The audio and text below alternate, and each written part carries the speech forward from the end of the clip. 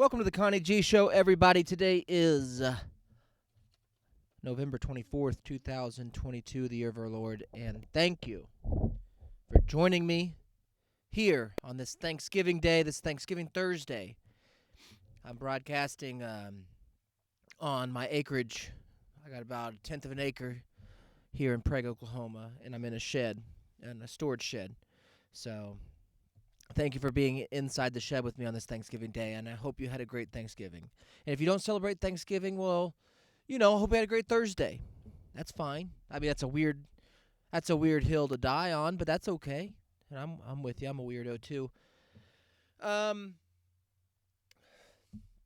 a lot to get to. We have not done a show.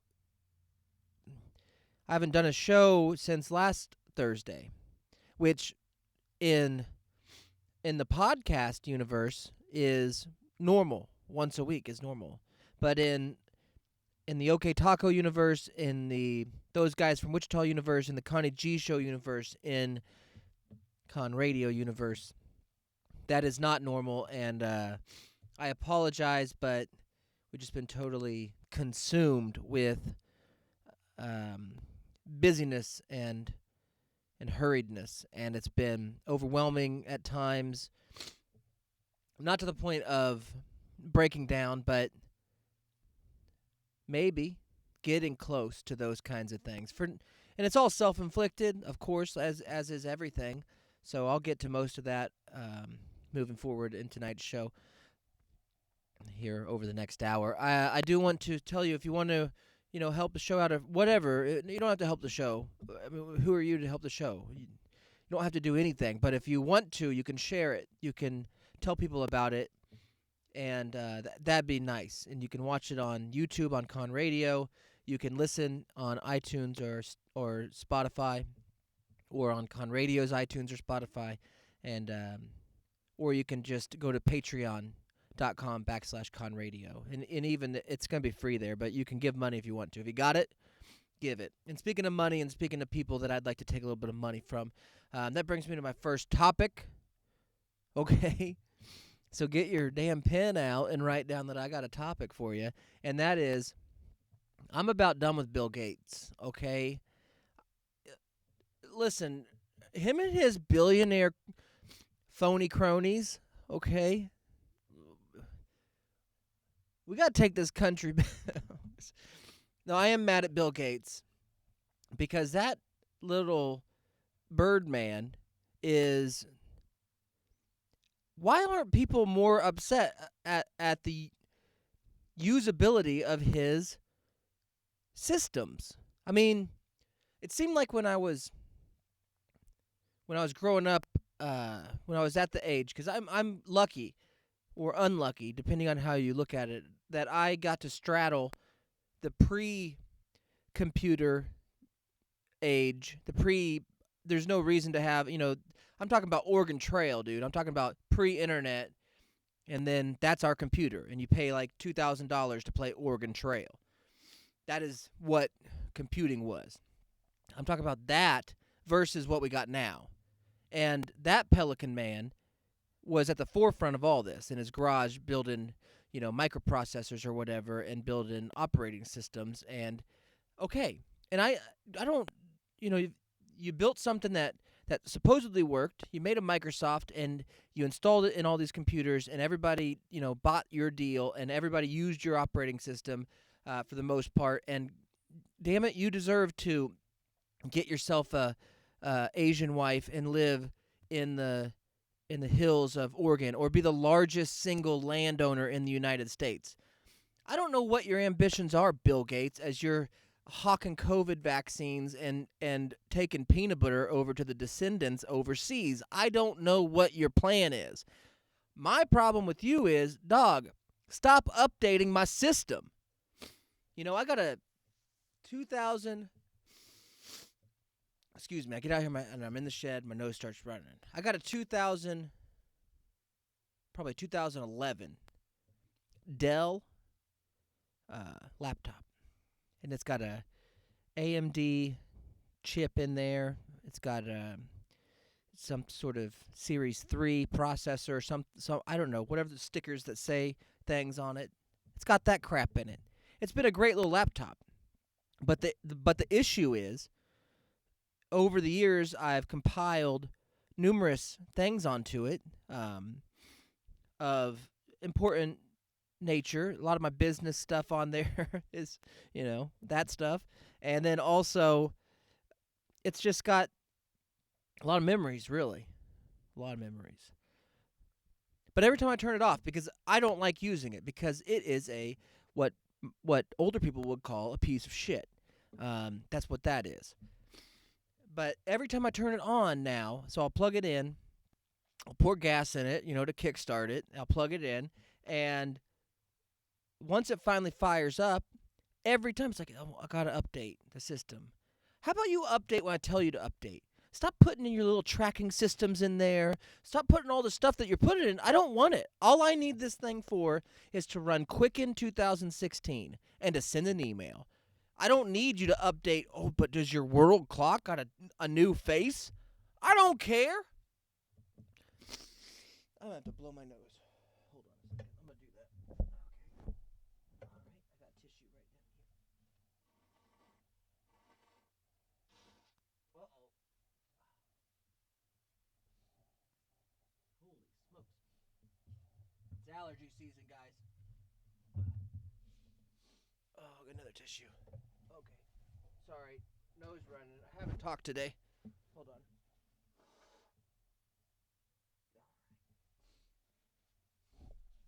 Excuse me. I didn't want to be sniffling through the whole show. I don't need a damn clock face update. I don't need a damn whatever else you're hiding. Turn on my video recorder to listen to me as I talk to my wife in intimate moments so you can sell me stuff. Get out of my pockets, Bill Gates. Get out of my pocket. Okay? And there's a lot of billionaires I shouldn't probably pick a beef with because they got billions of dollars. And $1 billion is 999 million plus a million.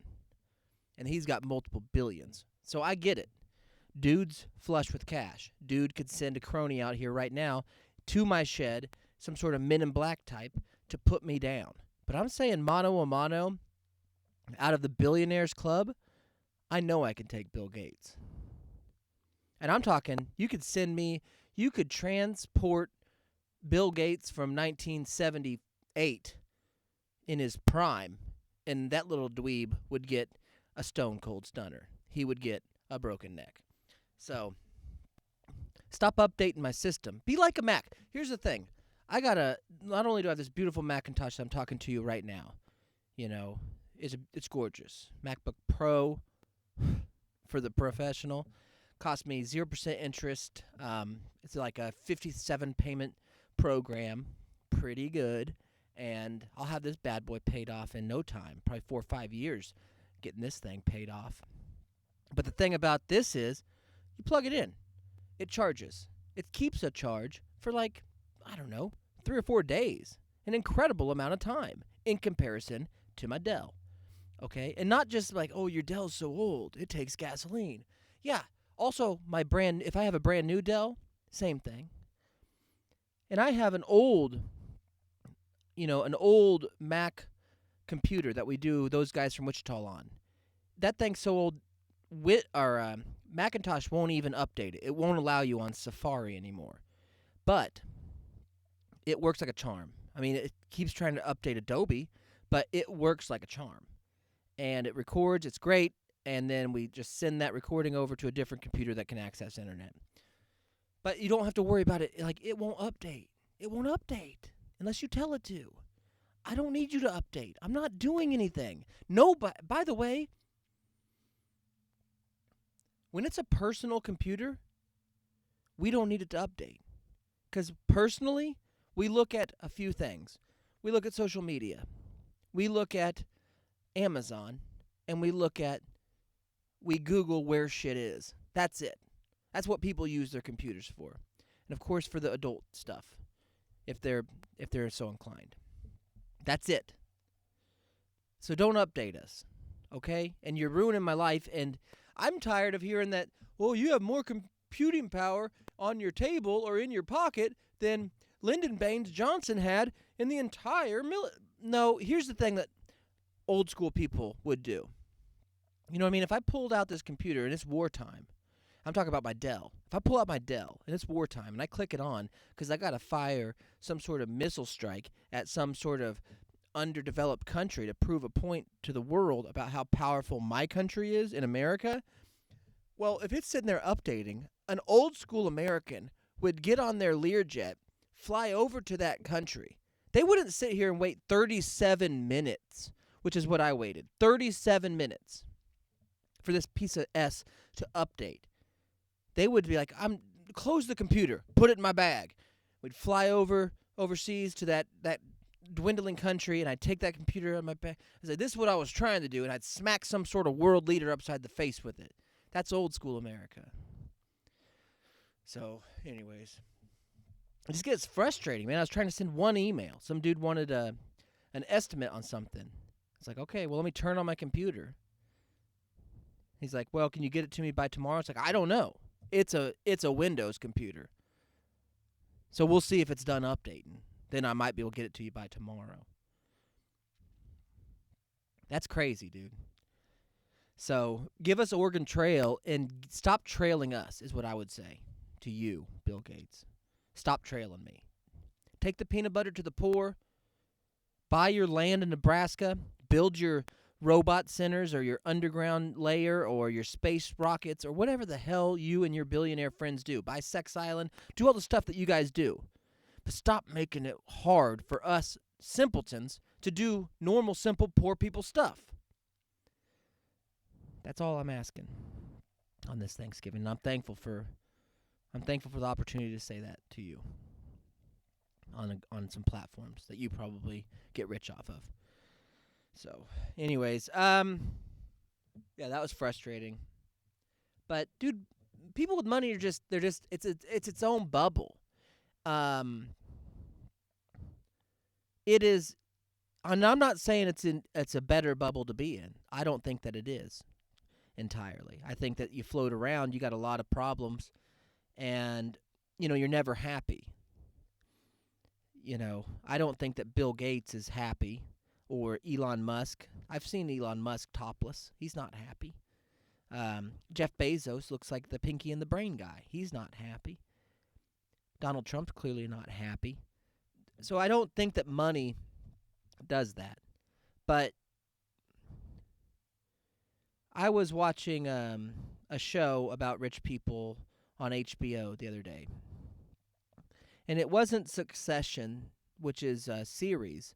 It was Hard Knocks in season with the Arizona Cardinals. I'm a big Oklahoma football fan, so I have a little bit of a connection with the Kyler Murray connection. You follow because you want to follow. And I'd been kind of putting it off because I didn't realize that it was this new in-season kind of deal where they're filming it in the midst of the regular season. And so I avoided watching it when we subscribed to HBO Max. Recently, I avoided watching it because I already knew that the Cardinals they were not very good so far this year. I didn't really want to watch the preseason version and then them thinking that, Super Bowl possibilities and then knowing that they're 3-6 or whatever they are. So I realized it was in season, and so I started watching it. And it's the typical, there's a voiceover guy, there's a narrator guy that sits there and, it's the guys are trying to navigate their way to a division win. And then it cuts to a coach. You guys got to get out there, and I'm telling you, we got a message here. If you win 2 of the next 3, you know what I'm saying? If you win 2 of the next 3, you hear me? If you win 2 of the next 3, that's going to put you in the champ. That means that third game, see, you got 1, that's 1 game. 2, and then you got your third game. If you win that third game, that's going to put you there at the top of the division. So no matter how this season started, no matter how it started, and we did what we did. We did what we did. That is what it is. But if you go 2 out of the next 3, then you will be, you're right there. Your division, yeah. Spoiler alert, they lost. So it's so strange watching. Then it'll smash cut like during the series. Like it'll cut to a coach doing that kind of crap. Then it cuts to a coach talking to other coaches, being like, make sure you remind these guys what they're playing for. They got their heads down right now. Make sure you remind their guys what they're playing for. And it's like, how about go play your hardest because somebody is paying you millions of dollars to play a child sport. So just go play and win. That's your job. That's your only job. And I know that you're playing against a bunch of guys that's their job. So try harder. But it's tough to try, man. Not when you live a life like that. And the most ridiculous crap is in this, whatever this last episode that I just watched. And they probably air them every week or every Monday or something after every week's Sunday night game. And this one showed Coach Cliff Kingsbury's home. It is in Arizona. It's a mansion in Arizona that overlooks Camelback Mountain. And it's just a wall of windows on this mansion. And it cuts to him like it's some sort of Hanes commercial, where it's like he's lounging on. It's like, I just like it real open. I've always liked it open and modern.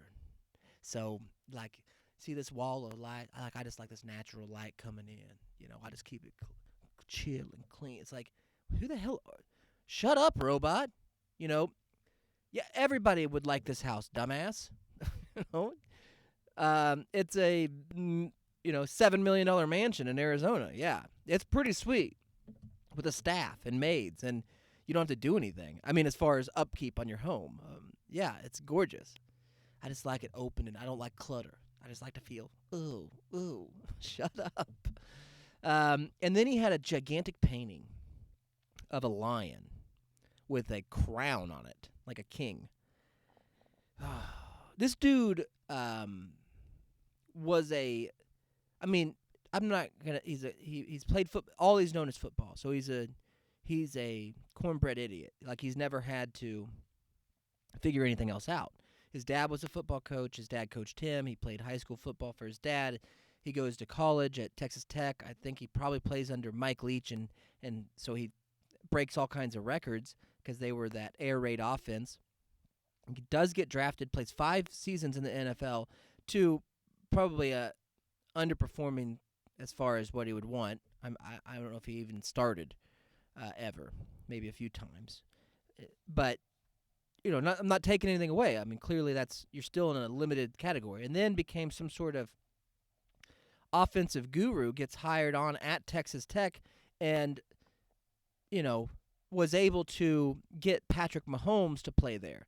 So basically his tenure at Texas Tech is with one of the, if not the greatest talent at quarterback of all time.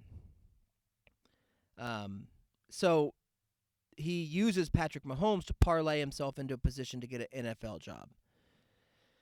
And at some point during this, at Texas Tech, they didn't ever accomplish. They broke a lot of records as far as offense, but they didn't win a lot of games. So they didn't win a championship or of any kind, not even a Big 12 championship of any kind. And so it was kind of like, why would the NFL want Cliff Kingsbury to be? He's not that good of a. He's not a winner. He doesn't know how to win games. And he knows how to have a great quarterback. Maybe he's a great offensive mind, but doesn't know how to win games. And then Arizona takes him, and since then he's had a pretty decent season getting into the playoffs a year ago with a great offense and a couple good defensive players. And okay, maybe. And then this season shows what he really is. It's like, you got the talent, man. You got to coach him. And he doesn't have that. But somewhere within his pea brain, he decided that he's a lion and he's the king. And he believes it, and he's walking around in his linen shirt and his linen pants and, barefoot, and I just don't get much time here, to be honest with you. I don't get to experience my house much. Okay, creep. But then he walks up to that lion painting, which is the size of a wall. And it's like, it's black and white with the crown like hung down over the lion's eyes, like the king, He's like, I'm a Leo, so you can see why I have this. It's like, what the hell is wrong? That happened. He said that on TV, and I spit a bunch of milk through my nose, some teen milk through my nose, and laughed, and then moved on. But good luck to him. But the real thing that I took away from watching that one episode of Arizona Cardinals Hard Knocks is this.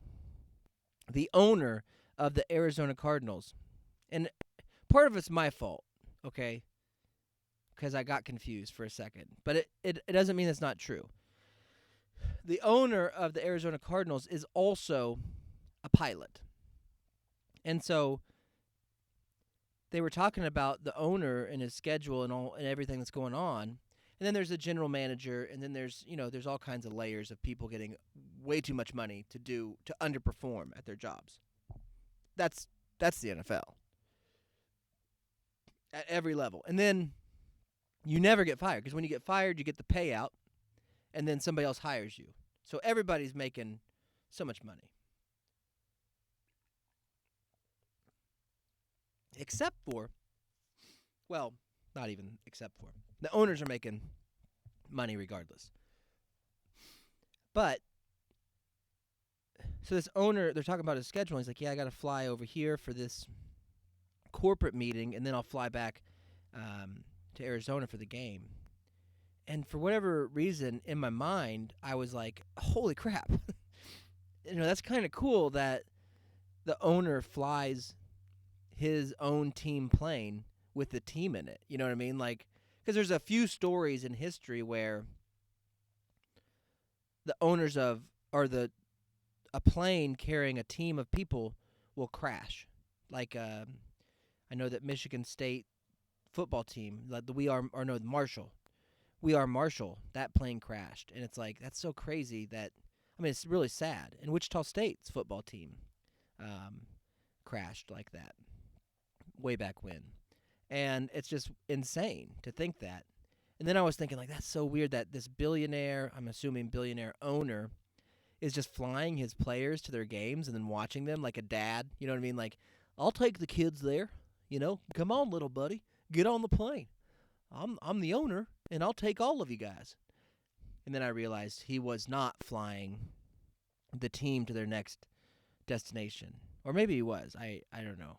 I kind of lost it. I turned it off. But it's just weird. It would be weird if the owner was flying. I don't know. So, anyways, that's another billionaire. And I could probably beat him up too. And I don't know what connection he has with Microsoft in the Windows update. Just bring back Windows Vista. Everybody loved that. Just bring that back. That'd be good. So, yeah, it's been a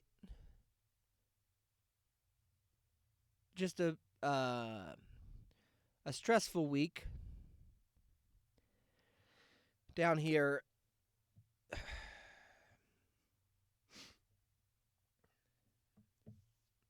So, a couple weeks ago, the question gets asked, and it's always a big question in our family. I have a large family. I have 7 siblings, and most of those siblings all of them have lives, and then most of them have, like, kids and husbands and partners and live in different states and all that kind of crap, as that happens as people get older, So, it's just like Thanksgiving and any holiday. And then you got the in-laws, where my mother-in-law and father-in-law, they live 3.5 hours away. And it's just like, for the past 15 years, and regardless of whether we were living down here or or living in Hayesville or living in Heston, Kansas, wherever we were, it was always, you find out who is hosting Thanksgiving, and then our family would be the one that would be like, okay, whatever, we'll be there, we'll see you there, And that's fine, and it makes more sense because it's just we're the ones that, moved to Oklahoma, or we're the ones that moved to Heston, or we're the ones that did all that. So, let's see. Oh, I just got a text from my uncle. All right. Well, we'll see.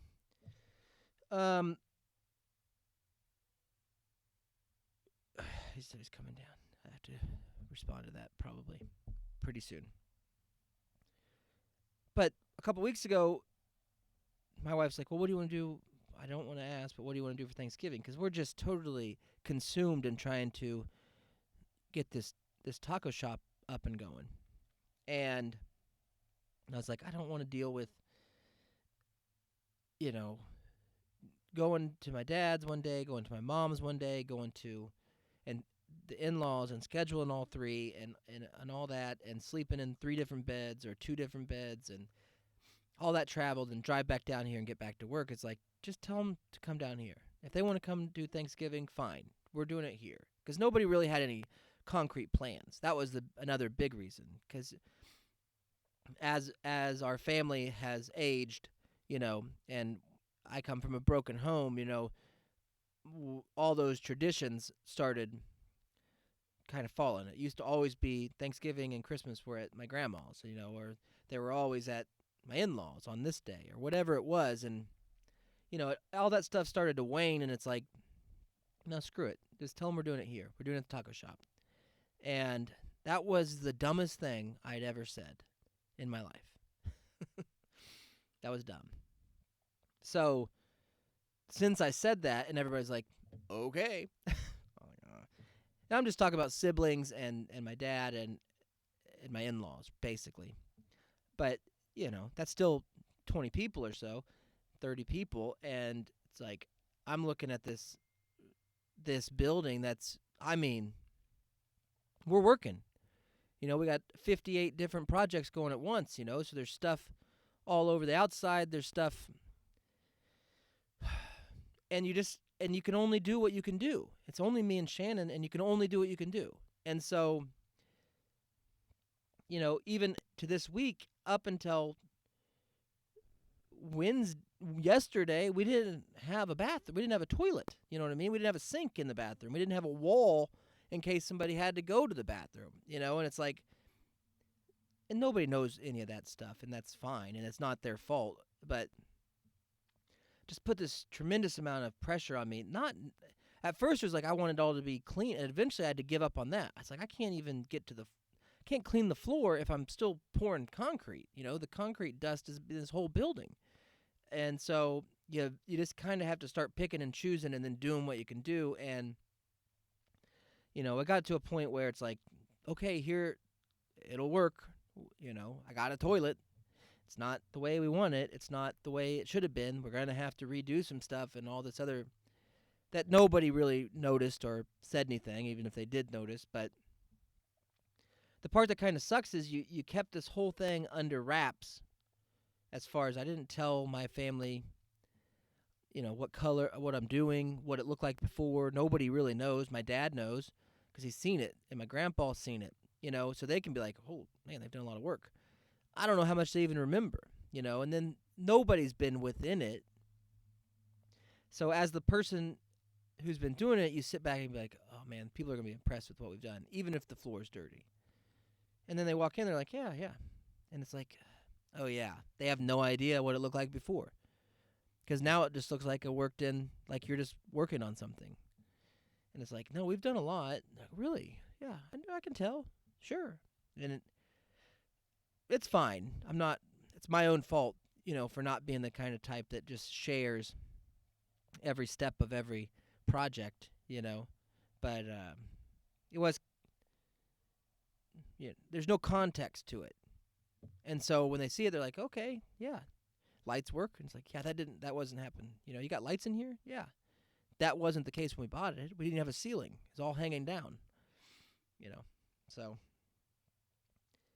but we got it going, and it worked. And I didn't, unfortunately, just then also because we're hosting it, my wife's got the responsibility, which she does enjoy cooking Thanksgiving dinner. She's really great at it, but you know, her parents wanted her to go up the weekend prior to celebrate her birthday with them, and which is understandable, but it's like I'm thinking like, girl, we got till Thursday and we got a lot to do, and I could use you down here, and they'll see you then and all that kind of crap. But so she was gone and we made do. And so but she couldn't help me this week cuz now you're prepping and cooking and all that stuff. So it all turned out fine. It all was fine. You just get exhausted because it's almost like you're rushing to open. And that's not what we're doing, but it's that same feeling a little bit. And in the midst of that, I also it's just been a horrible sleeping arrangements recently, whether just working too late or this week's just been awful. I think one of the nights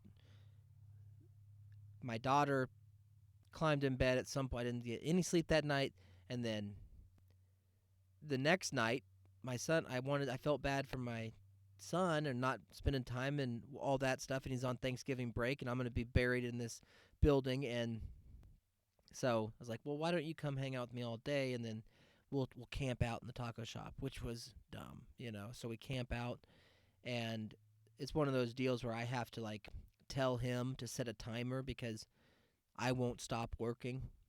I won't just be like, I'm done. And so he set a timer. It's funny because he set one and at like 8:30 at night. And he's like, Dad, it's 8:30. You told me to set the timer.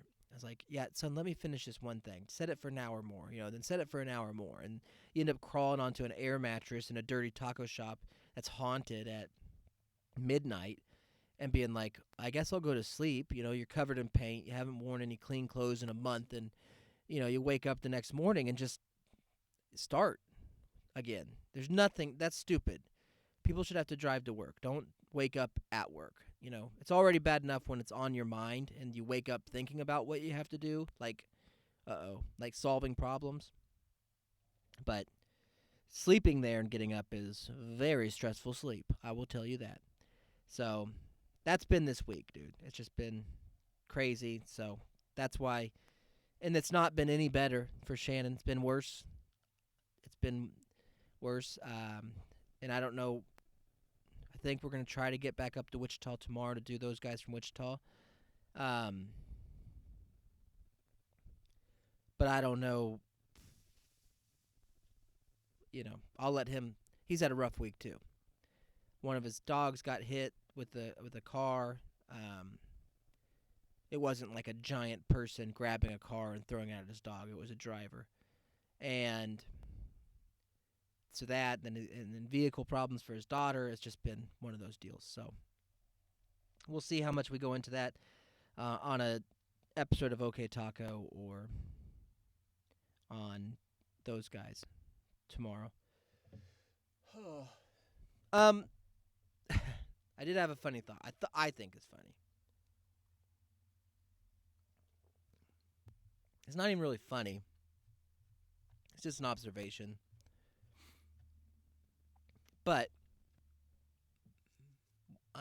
when you've been married and have children, that goes into it too. But as the father or as the dad or as the husband, you don't really realize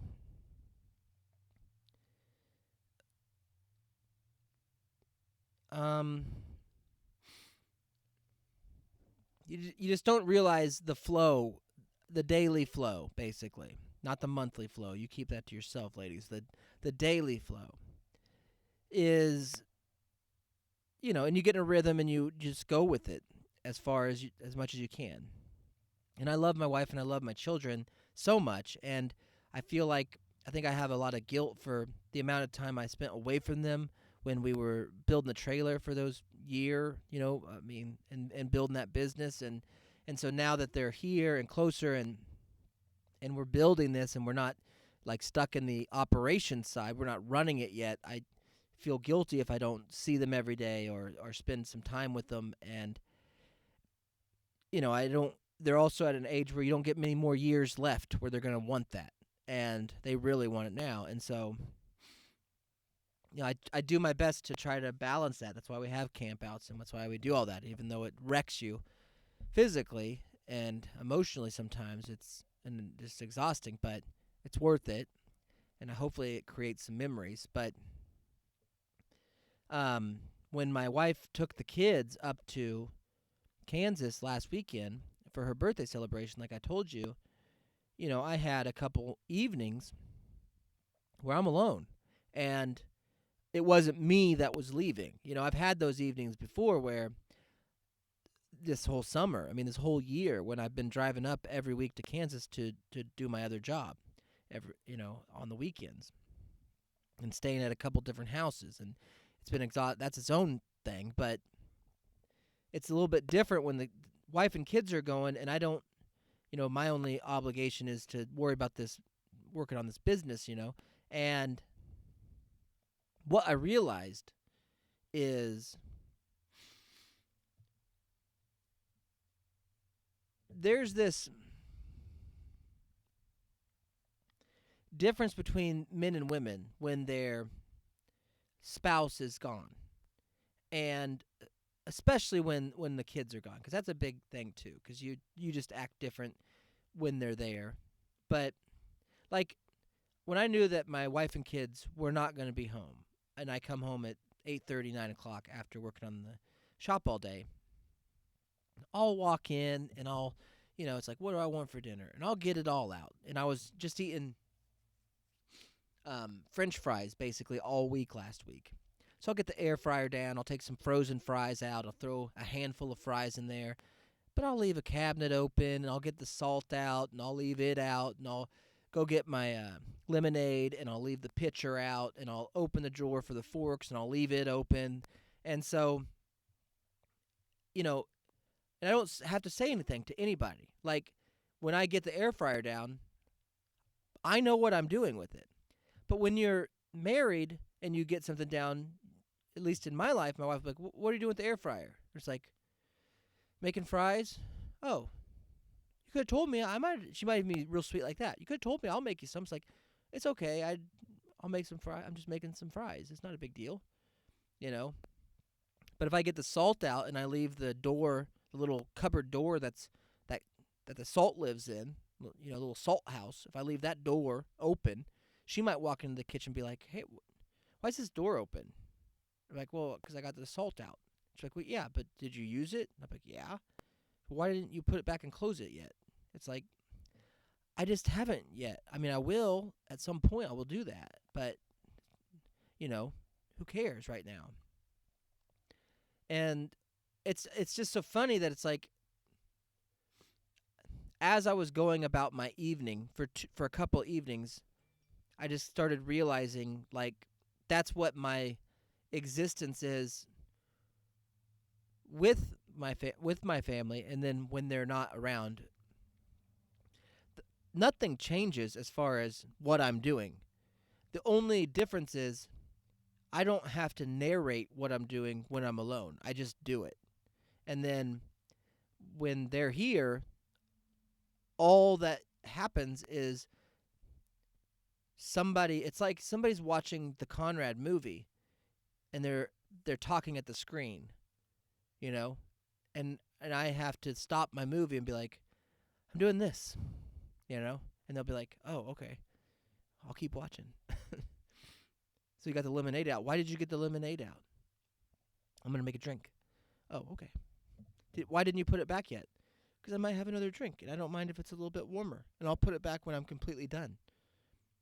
Because that's the way I operate. It's like, I want to go get all my stuff, make it, whether it be dinner or whatever it is, make it, and then put it up once.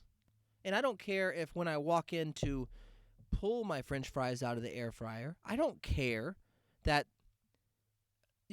there's a Crystal Light packet there or there's a lemonade jar there. I don't care. And then I'll go eat my fries, and then I'll be like, okay, that was good. And then I'll be like, okay, it's about bedtime. All right, I'm gonna go take a nighttime nap. I'm gonna go put that stuff up now. Walk in, air fryer's now cool. Push it, put it up. Put the salt back in the salt house. Close the door. Grab the ketchup and the mustard and the sour, whatever I wanted to put on the fries tonight. Put them back in the fridge. It's not a constant just motion of, hey, can you grab the ketchup? Did you want ketchup? Are you gonna need ketchup?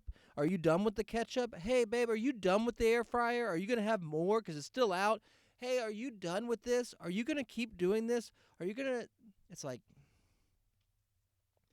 and what I realized though is even though that sounds like I'm complaining about it,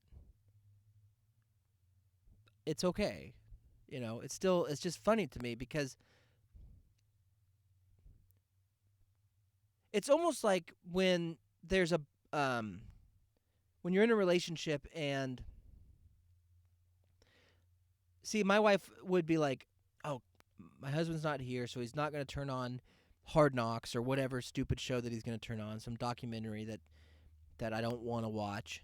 So I'm just going to sit back. I'm going to get me a little glass of wine. I'm going to read my novel. That's my wife. That's like what she would do. And I'm like, that's not what I'm going to do. I'm going to, turn on this show that you hate that I like or something and watch it and eat on the bed.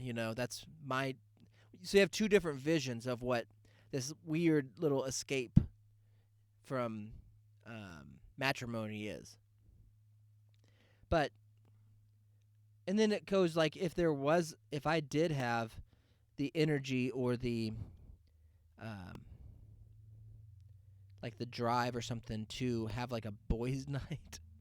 Because people do that. People will have like a boys' night or a girls' night, ladies' night. And I think that ladies go out there and they have fun. They're like, let's dance. Let's just drink our faces off and get an Uber and dance. And I don't care. And it's just good to just not have to worry, whatever. And I think guys are just like, I think they go crazy sometimes because they get to a bar with their buddies and they go, I'll have a Guinness. And nobody at the table will be like, why'd you order that? Whereas and that's the only freedom the guy, that's why they end up like binge drinking and doing all that stuff. Because they realize, they say, I'll have a Guinness, and nobody says anything. And they're like, what? I didn't get the question of, oh, do you like Guinness? It's like, yeah, I felt like ordering Guinness. Oh, really? I didn't know you liked Guinness. When did you start liking that? Should I start buying that? It's like, I don't know. I ordered one. I'm not married. No. You don't have to buy it. We're just at a bar. Oh, okay, I'm just saying. I didn't know you liked it. I do like it. I do like it. Oh, so should I get some out? Now I don't like it anymore. That kind of thing. Which is stupid. I get it. But I think when guys are sitting around with their friends, that's why they end up being like, I'll have a Guinness, and nobody says anything. And the waitress comes back around like, you guys need anything else? I'll have another Guinness. And nobody's like, oh, really? You usually don't have to. Are you feeling, what's going on? It doesn't have to mean anything. It's just like, I'm just doing that. Like, this is what I'm doing right now. So, I don't know if any of that makes sense. But I missed them. I missed them more than I enjoyed the freedom, even if I had to answer a question about, Are you going to the bathroom? Yeah. Are you going to the bathroom? Can you hey, do you mind if I have popcorn? No. Do what you want. So, it's fun. But I just noticed that it was different. Another show I probably watched that my wife I know didn't enjoy was this documentary called Say Hey, Willie Mays. It's on HBO. And the reason I got HBO is I wanted to watch this documentary about George Carlin. It's like, and I don't know if I watched it. Anyways, but I noticed that this Say Hey Willie Mays was on, and I like sports documentaries, and I enjoy baseball to a certain extent, and everybody knows Willie Mays, but I don't know. You just know that that's Willie Mays. It's kind of like I watched the one on Nolan Ryan. I Dude, Nolan Ryan could have sold me insurance. I had no idea what that dude even looked like when I watched that documentary, and I was like, "Holy crap, that's Nolan Ryan!" that kind of thing. Like I thought he was black. I had no idea. He's not, but Willie Mays is, and I just like the story sometimes because on sports documentaries, the cool thing is it breaks it all down. You don't have to go through their whole career. You're not living through it, so you just got the highlights and then what they actually accomplished. And I really enjoyed the fact that I just Bob Doled you right there. I had my thumb on my hand when I made that point. I really enjoyed. Let me tell you about this, America. The fact that Willie Mays was in it, I enjoyed that. So whenever they filmed this, he was still alive and telling his story. And the most one is the dude was probably the greatest baseball player of all time. And I know that every documentary will make it seem like the person that they're documenting is the greatest of all time. But just the amount of, just the All-Stars and the Golden Gloves and the fielding and the hitting and all of that, if you combine all that and just and the fact that he went and played for the Army, he had to be drafted or enlist into the Army during the war, and they allowed him with his special talents to be able to basically perform as entertainment baseball for the Army and the Marines and the Navy and stuff. I think he missed a season or two doing that, and he still holds probably a lot of records, I would think, and was an incredible ball player, not just for at the era, but for of any time. I think he would have been just as successful, if not more, especially if he didn't have to commit his efforts into other things throughout his career and throughout his prime. But what bothered me a little bit about the documentary is, when you're talking about African Americans and their inclusion into the Major League Baseball from the time when it was segregated and there was the Negro League and, it was just such a different time. Well, I understand that I understand that I could never understand the kinds of social and cultural pressure that would be on somebody at that time. You know what I mean? In that era. And, there's like, it's almost like the black people that were talking about Willie Mays during this show were like, yeah, he was following a blueprint of Jackie Robinson of like this clean cut and yeah, he's black, but he's okay with me, that kind of thing. And it's like,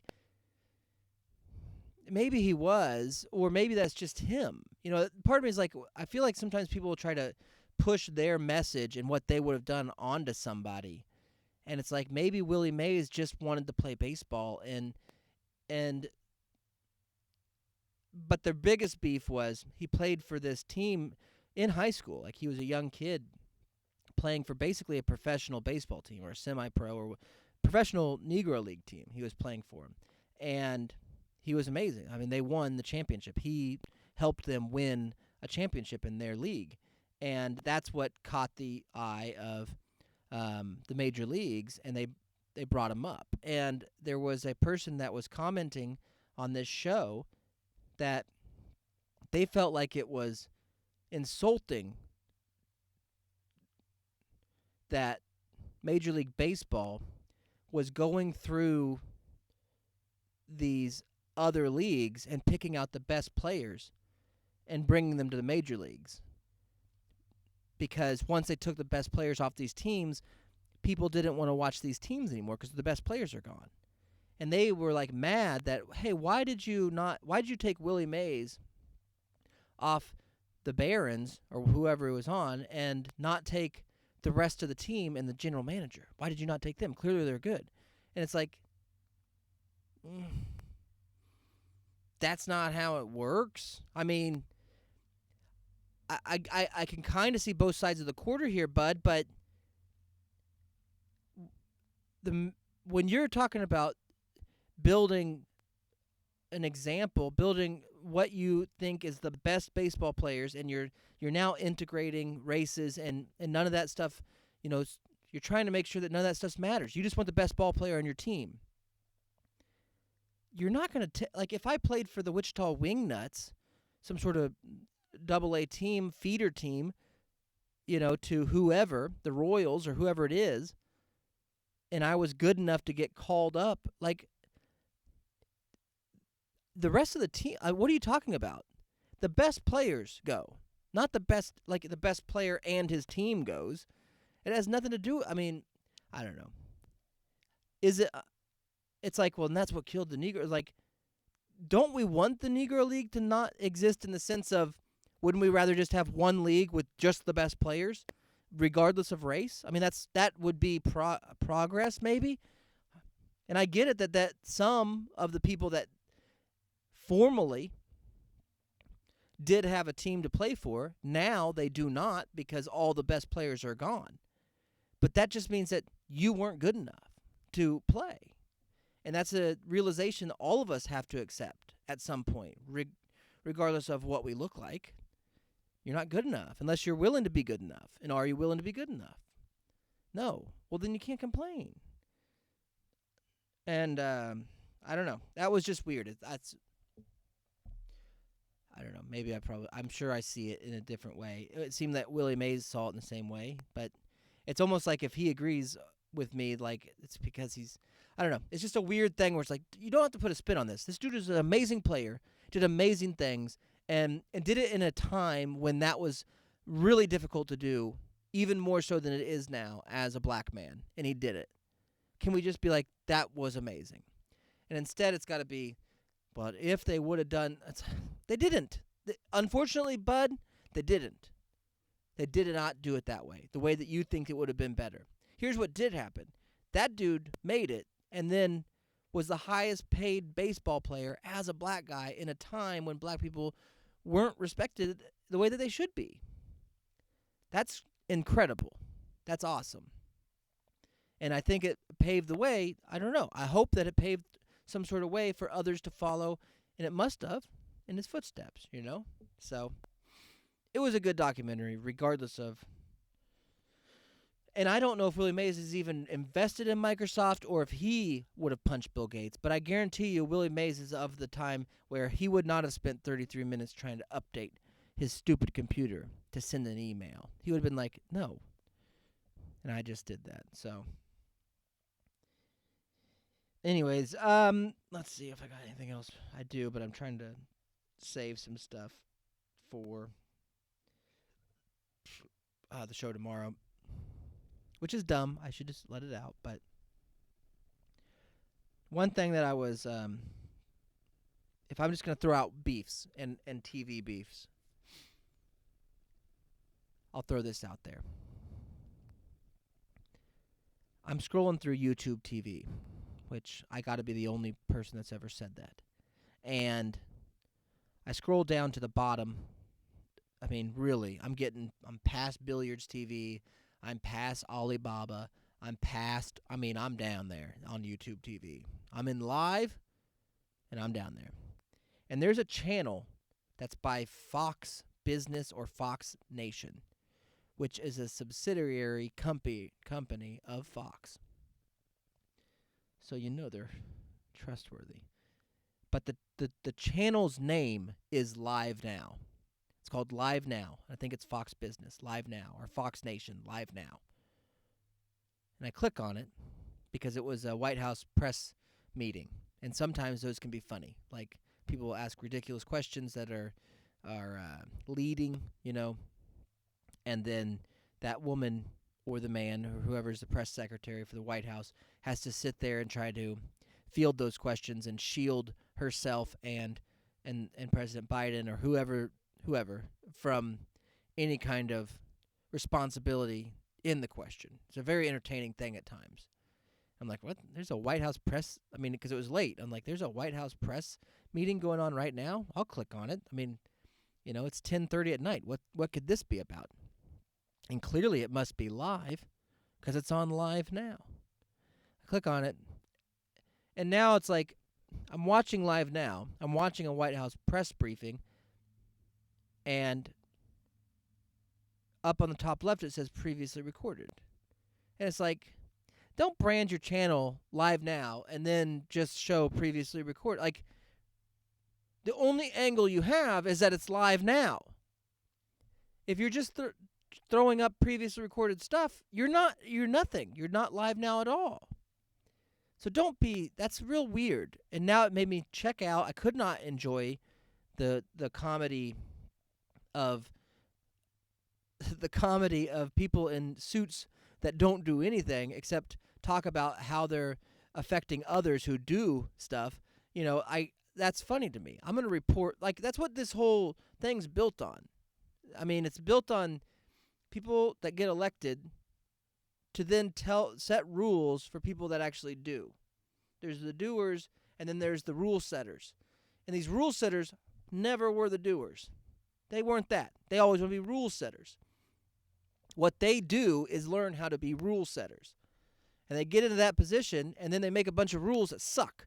And so then you got a bunch of people that sit in a little folding chairs, and they go, why'd you make this rule? And that person goes, we made it because we felt like it affected this thing, and we think it's the right decision. And it's like, but it's really killing these other people. And then somebody else is like, but it's a good rule. And, it sucks. How about this? Just stop. Just stop it. Just stop. Just everybody go do something. Telling other people who are doing how to do it is not doing something. That's where we're at. So anyways, yeah, hoping to get up to Wichita tomorrow to do those guys from Wichita, and we'll just go from there, dude. It's been a long week. Sorry that we weren't able to get more shows out to you. I will tell you this, that the Cove for OK Taco Show is being built. It's in the works. So we got a little studio thing going. We're making progress. So we'll figure it out. But thank you for listening, and we'll be back tomorrow. Just, do your best to tell people we're out here doing this thing. And I hope you had a great Thanksgiving. All of you people who are already supporting Con Radio or this show with Connie G Show or the OK Taco Show or any of the other shows that we got going on, thank you, and I hope you had a great Thanksgiving. All of you people who have not, I hope your Thanksgiving was awful. Just kidding. Consider it, and I still hope you had a great Thanksgiving. So be thankful, get fat on turkey, and be happy that you're here. So love yourself. Don't let your meat loaf. Have an okay day.